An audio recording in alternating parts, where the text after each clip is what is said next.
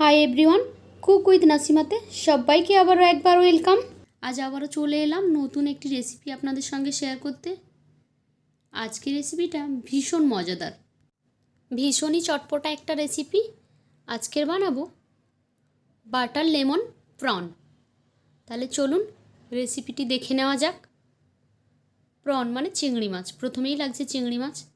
আমি চিংড়ি মাছগুলো কেটে নিয়েছি, একটা রেখেছিলাম শুধু দেখাবো বলে আপনাদের যে কীভাবে চিংড়ি মাছের ভেতর থেকে ময়লাটা বের করে একদম পরিষ্কার কী করে করবেন সেটাই দেখিয়ে দিচ্ছি এখন। তো আমি একটা চিংড়ি মাছ তুলে দেখাচ্ছি। দেখুন এই যে এর ভেতরে একটা শিরা মতো রয়েছে কালো, এর মধ্যে কিন্তু অনেক কাদা থাকে, অনেক নোংরা থাকে। আমি কাঁটা চামচ দিয়ে এইভাবে হালকা করে চাপ দিলেই কিন্তু দেখুন পুরো সুতোর মতো হয়ে বেরিয়ে এসেছে। আর এটা কিন্তু শুধু কাদাবালি ভর্তি, এটা থাকলে কিন্তু চিংড়িটা একদম খেতে ভালো লাগবে না। তো আমি এইভাবে করে সমস্ত পরিষ্কার করে নিয়েছি। এখন স্বাদ অনুযায়ী দিয়ে দিচ্ছি লবণ, আর তার মধ্যে দিয়ে দিচ্ছি অল্প একটু 1/4 চামচ মতো হলুদের গুঁড়ো। তার সঙ্গে দিয়ে দিলাম 1 চামচ গোলমরিচের গুঁড়ো। আমি এখানে সাদা গোলমরিচটা নিয়েছি, আপনারা চাইলে কালোটাও নিতে পারেন। এখন এটাকে 5 মিনিটের জন্য সাইডে রেখে দিচ্ছি। গ্যাসে একটা প্যান বসিয়ে দিয়েছি, তার মধ্যে দিয়ে দিচ্ছি আমি বাটার। এই বাটারটা মেল্ট হলে কিন্তু 1 চামচ মতোই হবে। বাটারটা প্রায় মেল্ট হয়ে গেছে। এখন যে চিংড়ি মাছগুলো ম্যারিনেট করে রেখেছিলাম সেগুলো এর মধ্যে দিয়ে দিচ্ছি। এর দুটো সাইড খুব সুন্দর করে লাল করে কিন্তু আমরা ভেজে নেব। এগুলোকে আমি 2 মিনিট মতো সময় নিয়ে একটা সাইড খুব ভালোভাবে ভেজে নেব। তো তারপর 2 মিনিট পরে আবার আমি এগুলোকে উল্টে দেব। দেখুন আমি সব উল্টে দিচ্ছি। এখন এগুলো হালকা হালকা রং ধরেছে। আরেকটা সাইডও কিন্তু একই রকমভাবে আরও 2 মিনিট রেখে লাল করে ভেজে নেব। দুটো সাইড মোটামুটি খুব ভালোভাবে ফ্রাই হয়ে গেলে তখন তুলে নেব। আমি উল্টে পাল্টে একটু ভেজে নিচ্ছি আবারও। এখন দুটো সাইড মোটামুটি খুব ভালোভাবে ভাজা হয়ে গেছে, একদম খাওয়ার উপযুক্ত হয়ে গেছে। এই মুহূর্তে আমি এখানে অ্যাড করে দেব লেবুর রস।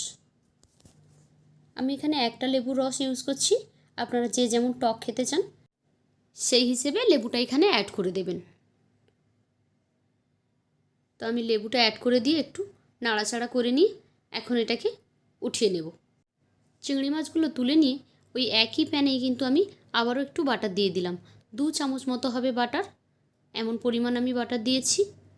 তো বাটারটা মেল্ট হতে শুরু করেছে, বাটারটা এখন মেল্ট হয়ে এসেছে প্রায়। তো এর মধ্যে আমি এখন অ্যাড করে দেব 1/2 চামচ ভিনিগার।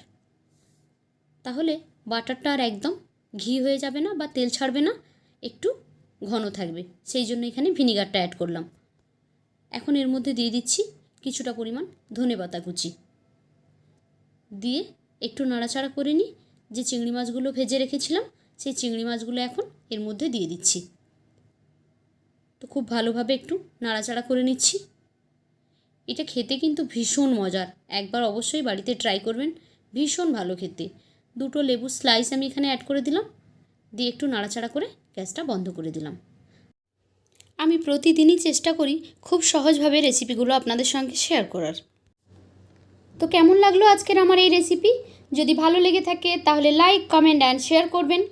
আর এই রকমই সমস্ত রেসিপি পেতে আমার চ্যানেলটিকে সাবস্ক্রাইব করে বেল আইকনে ক্লিক করে নোটিফিকেশান অন করে দেবেন। তাহলে যখনই আমি কোনো নতুন ভিডিও আপলোড করব সেই ভিডিও নোটিফিকেশান সবার আগে পৌঁছে যাবে আপনাদের ফোনে। তো আজকের মতো এই পর্যন্ত, ফিরে আসবো আগামীকাল নতুন আরও একটি ভিডিও নিয়ে। ততক্ষণ সবাই ভালো থাকুন, টাটা।